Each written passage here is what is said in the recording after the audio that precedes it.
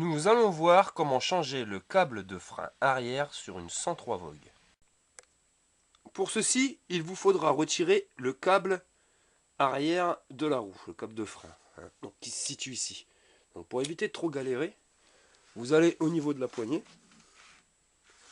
qui se trouve ici, et vous allez ressortir le câble de son logement. Pour ceci, vous appuyez sur le frein. Une fois que vous le relâchez, vous tirez en même temps sur la gaine. Donc avec l'appareil là, c'est pas évident. Tirez sur la gaine pour le faire sortir directement. La gaine est sortie de la manette. Vous tirez dessus. Ouais, vous devez avoir ceci. Là, vous venez de déconnecter le câble de frein de votre poignet. Nous allons maintenant changer le câble de frein. Pour ceci, prenez deux clés de 8 ou une clé de 8 et une pince multiprise et vous desserrez la butée de réglage. Pour l'enlever, vous pouvez le desserrer quasiment à fond.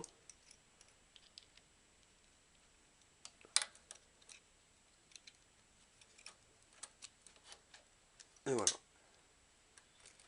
Vous l'enlevez et vous allez venir retirer le câble du châssis. Il y a une pièce ici qui permet de faire passer la gaine. Ensuite, vous allez à la poignée de frein et vous allez prendre donc le câble à son bout et vous allez tout simplement tirer dessus pour l'enlever.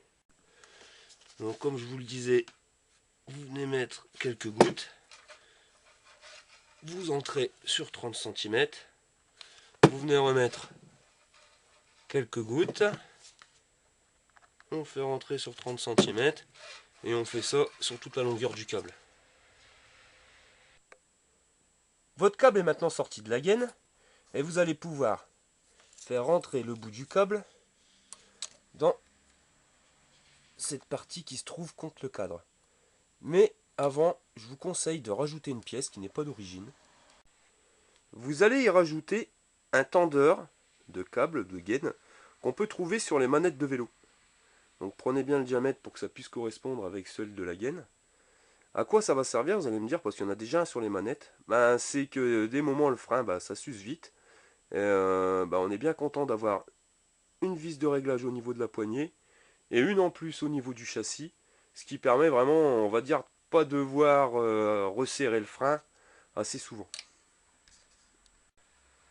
Alors vous allez venir rentrer cette butée dans le trou. Ensuite, vous y passez le câble, donc le câble de frein, puis la gaine. Qui logiquement, si ça se passe bien, impeccable, s'emboîte nickel. Il ne restera plus qu'à présenter l'autre bout du câble dans la manette. Pour régler votre câble de frein, la butée qu'on vient de rajouter, vous la serrez à fond. Si vous n'en avez pas, vous n'en avez pas mis, vous faites tel quel. Au niveau de la manette, pareil, vous desserrez la butée à fond. Le serre-câble, vous le faites rentrer. Donc vous faites rentrer le câble à l'intérieur. Et vous le glissez. Maintenant, il va falloir régler. Comment on fait pour régler le frein? Quelques petites astuces. Déjà, vous allez faire la pression du frein. Parce que vous pouvez voir que là, si je freine, il n'y a rien du tout qui freine. Le top, ça serait, pour faire un meilleur réglage, d'enlever la couronne, enfin d'enlever la courroie au niveau du plateau. Comme ça, vous n'aurez vraiment que la partie cycle et vous n'aurez pas le frein naturel de l'embrayage. Pour enlever une courroie sur une 103, il n'y a rien de plus simple. Vous faites une pression sur le pot d'échappement de telle manière à ce que vous allez pousser le moteur au plus loin. Oui. Et vous faites passer la courroie autour du plateau. Voilà, votre courroie est enlevée. Vous faites tourner la roue tout en freinant. Et vous allez voir, à un moment, vous avez une résistance. Donc là, il va falloir régler la butée juste avant ceci. Vous passez le serre-câble de telle manière à ce que vous ayez la vis. Voyez, ça, la vis vers vous. Impératif. Vous le faites passer dedans. Vous tirez sur le câble le plus fort possible pour le bloquer. Et vous regardez si ça freine. Là, on voit que ça freine un tout petit peu. Donc l'astuce, c'est de venir y mettre, donc, tout en serrant, une pincetto. Et vous allez venir bloquer le câble au niveau de la butée. Comme si c'était serré à fond. Et ensuite, vous faites tourner la roue. Là, on voit, ben, ça freine pas du tout. Ça y est, votre câble est installé donc comme il faut. Il y a du freinage, il n'y en a pas assez, mais il n'y en a pas trop non plus. Vous venez resserrer donc cette vis, vous la resserrez à la main, le plus possible. Et une fois que c'est fait, ben, vous venez y glisser une clé de 8 derrière. Et avec une clé de 8 devant,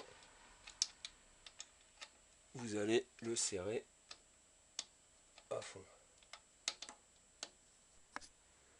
Le serre-câble est maintenant serré. Il ne vous restera plus qu'à détendre